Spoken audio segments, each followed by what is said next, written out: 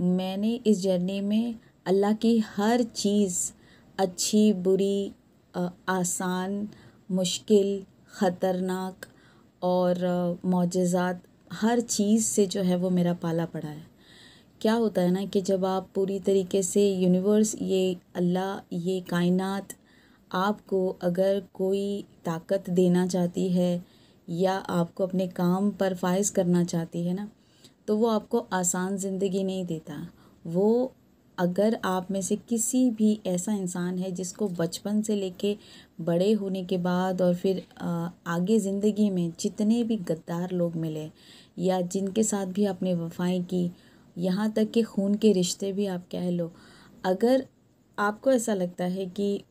ہر انسان کے ساتھ میں وفا کرتی ہوں، پیار کرتا ہوں، لیکن سامنے والا آپ کے ساتھ میں وہ رویہ اختیار نہیں کرتا جو آپ ڈیزرو کرتے ہو،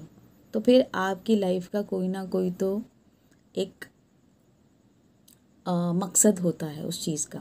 تو میں آپ کو وہی بتانا چاہتی ہوں، جب انسان پوری طرح سے ٹوٹ جاتا ہے نا، پوری طریقے سے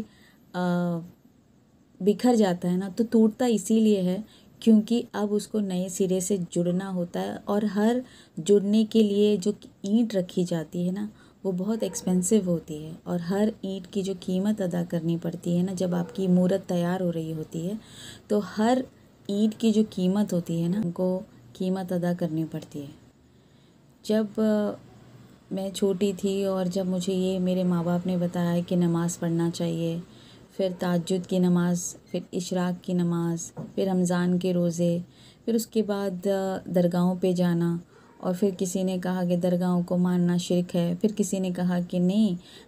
وسیلے سے مانگا جا سکتا ہے، ڈائریکٹ نہیں مانگتے۔ تو دماغ میں ایک ہی چیز ہوتی تھی کہ جو یہ صاحب مزار ہے یہ اتنی پاورفل کیسے ہیں، ان کو کیسے یہ سب چیزیں مل گئی، یہ بھی تو انسان ہی تھے، بعد میں ان کو یہ رتبہ کیسے ملا۔ تو پھر اس کے بارے میں جانکاری حاصل کیا، کیونکہ میں نے کہا نا کہ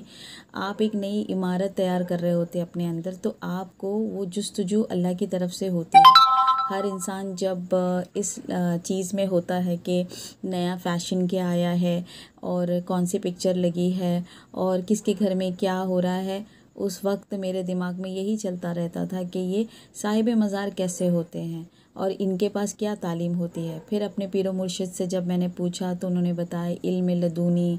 اور فقیری علم، ساری چیزیں کیسے، قادریہ، چشتیہ، قلندریہ، مداریہ، یہ سارے سلسلوں کے بارے میں بھی نالج ملی۔